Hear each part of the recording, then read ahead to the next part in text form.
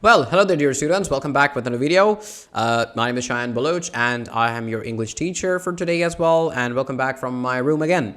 So today our topic is going to be about direct and indirect speech. So as again promised with you all that I told you that I'm going to be making a video for this one as well.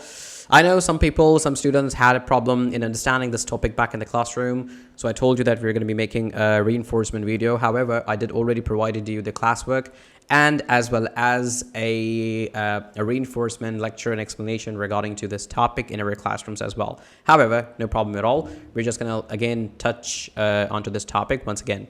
So guys, direct speech and indirect speech. Okay, so now let's try to understand that what is it, okay? So I found a really amazing article regarding to that, and which I thought to, let's say, share with you with the help of this video. So yeah, now direct speech and indirect speech. Now let's start with some general examples with some general literature on internet, okay? And I'm just going to try my best to make this video as short as possible. Well, let's see, where do we stand? Okay, so now for example, we are at school, right? Maybe we are at college, we're in the classroom, and sometimes I even say to you this thing that I want to meet with your parents, okay? This is me saying directly to you that I want to meet with your parents, okay? Or I want to meet to your parents, or I want to meet with your parents, okay? Let's keep it simple that way. So now when you're going to go to your home, there are going to be two different ways you're going to say this to your parents. You're going to convey my message to your parents, okay? The one way could be that let's take an example of Hamza. Hamza said, David, sorry, it's me, okay? So Sir Shayan said, I want to meet your parents. Now you are actually quoting me directly, saying my words without adding anything into that. You're kind of putting inverted commas and quotation marks at the end, at the starting, at the beginning, and at the ending of my sentence, what exactly your teacher Shayan told you. All right. So you can just go to your home and you say it, let's say, directly to them that Sir Shayan said, I want to meet your parents. Okay. Or indirectly, you can say to them, Sir Shayan said that he wanted to meet my parents, or he wanted to meet my parents. Okay. So now let's say some different ways to, let's say the same thing. Now here's another example for us. Let's read that out as well. Now suppose you see your friend named John, for example, in the market, who says to you that I have bought a book for you. I have bought a book for you. For example, John and Shayan, they're meeting at market, and John all of a sudden comes to Shayan and says him that, hey Shayan, I bought a book for you. Okay.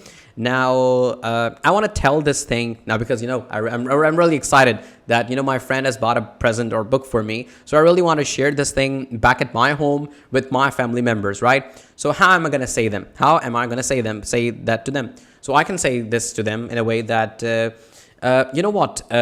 John said that not that again, correcting. John said, I have bought a book for you. I have bought a book for you.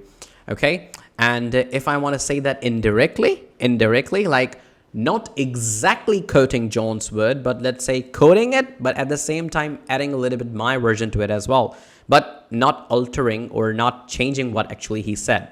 So I can say in this way that John said that he had bought a book for me. He had bought a book for me. Now you might be thinking that, hey, Sir Shayan, a couple of parts of speech are changing here. Some words are changing. Some pronouns are changing. Some helping verbs are changing. Some verbs are changing. Time is also changing. So how come that in exam or in test we can know this thing, that what exact pronoun, what exact helping verb we should be using at this place?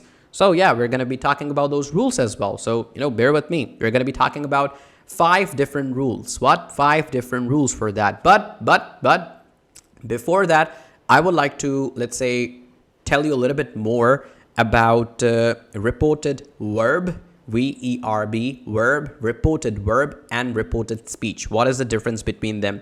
Only then, guys, we will be able to convert them from direct to indirect, or from indirect to direct, vice versa. Okay, so let's read that out.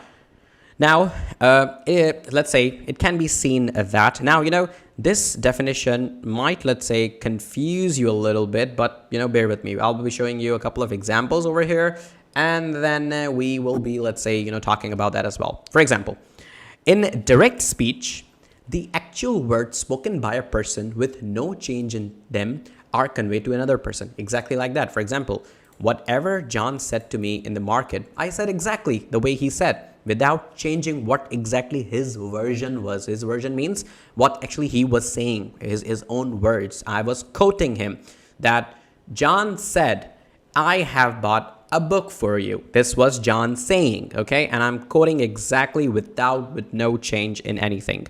Now, if it was an indirect speech, okay, in this case scenario, as it's written right here as well, that the actual words spoken by that person are slightly changed while conveying them to another person. For instance, the verb and pronouns are changed.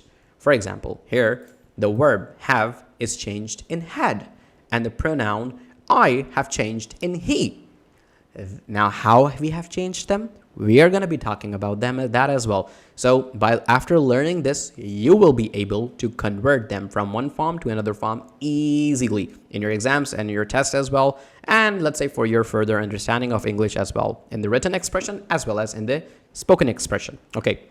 Now, understanding direct and indirect differences. Now, let's talk about the differences. Okay. Punctuation. What kind of punctuation we require in the written format? Well, let's see. The direct speech. As noted earlier, the actual words uttered by a person. Remember, guys, I told you this new vocabulary word. It's not necessary that we should say, said, spoken. We can use the word utter. Uttered is a past form of utter, means to say something with your mouth. Speaking, uttering.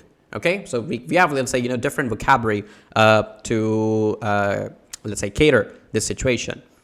So, as noted earlier, the actual words uttered by a person with no change are coded, because I haven't changed anything here. Nothing is being changed here. So if nothing is being changed here, I will put quotation marks, or you can call them inverted commas over there. Okay, because nothing is changed here.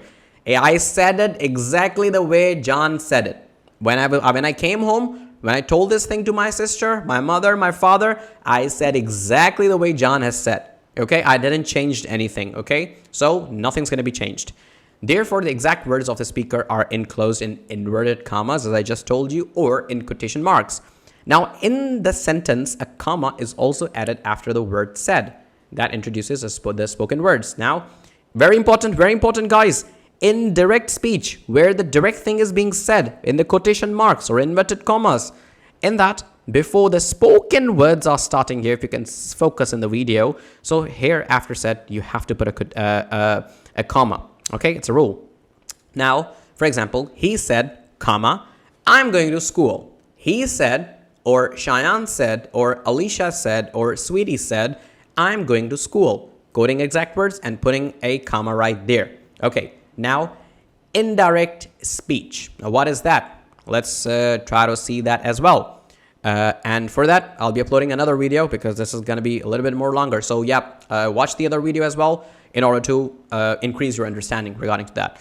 So yeah, guys, see you in another one.